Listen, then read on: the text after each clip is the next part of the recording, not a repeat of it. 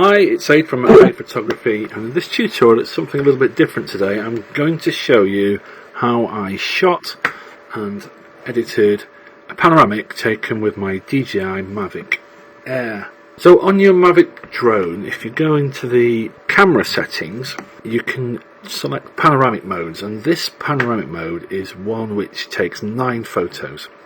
So it starts off in the middle, where it takes the photo you're looking at first. It will then tilt the gimbal upwards and take a view of the sky, and then downwards and take a view of the sea below or whatever's on the ground.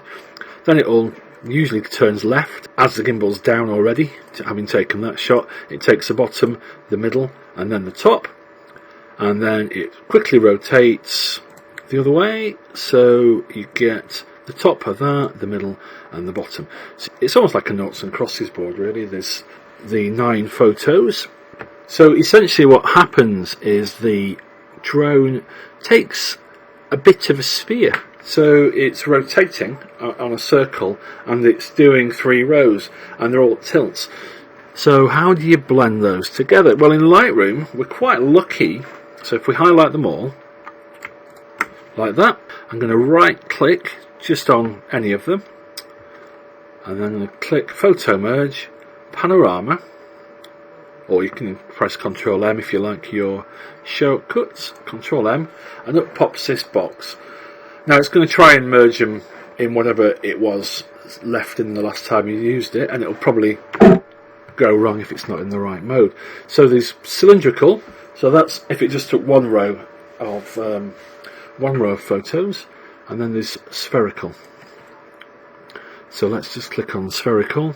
There you go. So that is what the spherical crop would look like. And there we go. So it's created a stack. As you can see, if you click on there, there's all the 10 photos below it. So it's quite neat. And you get the photo here.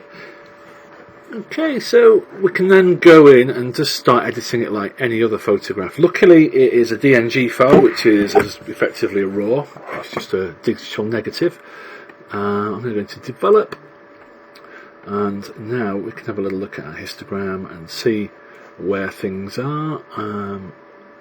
The sky must have been a bit burnt out. It has lost a lot of detail up here, and I think the horizon might need a look at. So let's just click on the crop tool, angle, and the sea's always level. So I'm just going to click and draw along the sea. That wasn't far out, was it? Probably half a degree.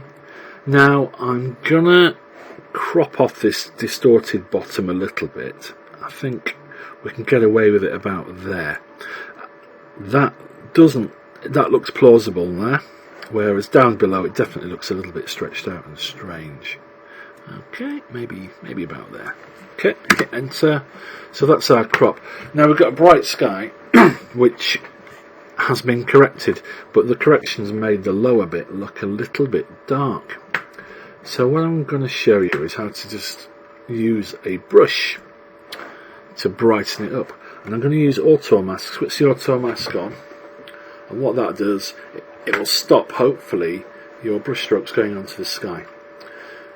For this, I'm gonna brighten the shadows, I'm gonna brighten the whites a bit, I'm gonna add some clarity, maybe add a bit of saturation and sharpness.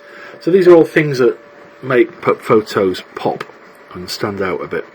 So if you look at this now, as I'm drawing, everything in the bottom half is getting a bit brighter. The idea is to make it look as though the sun's shining on it, really, because otherwise it might look a little bit on the dull side. So just go along like that. Now if you want to see where you've been, you can click on the mask overlay, and that shows you how well the mask's done. It's not crossed onto the sky. Click it off again. And now we can do a little bit of fine tuning. If you wanted to, you could make it black or you could make it white.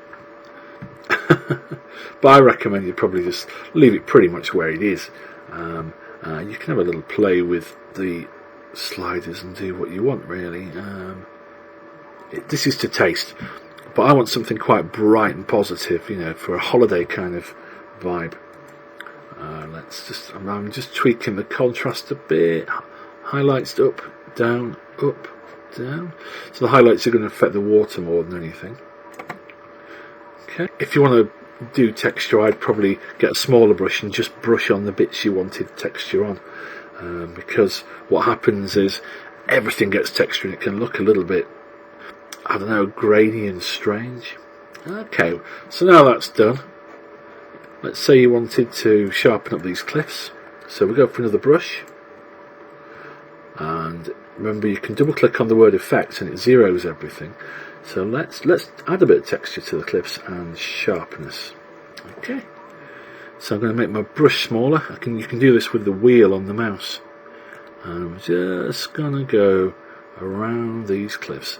It's going to be so subtle, really. That's the whole point of editing. You want a nice subtle effect, so it just looks natural. It doesn't look like anyone's really gone in there and butchered it. Let's do these rocks here as well. So they'll be nice and sharp. If I click on done and zoom in, you can see how nice and sharp they are. Not a bad camera for a drone, really. You know, it's never going to be like a Canon L lens or a posh Nikon or anything like that, but it does the trick. It does the trick, and doesn't cost a fortune. Okay, so anything else you'd do on this? I mean, you can get to work selectively again. Maybe get the brush if you wanted the sea to be a little bit more blue.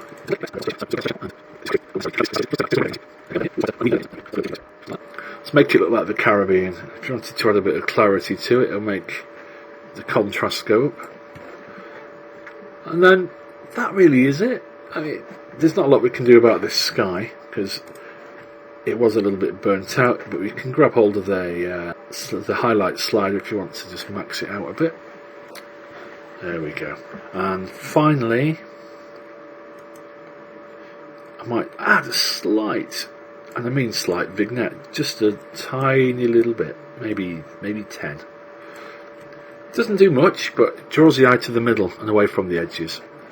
So that is how you can do a really quick edit on your 9 photos, which you get from a Panoramic in a Mavic Air.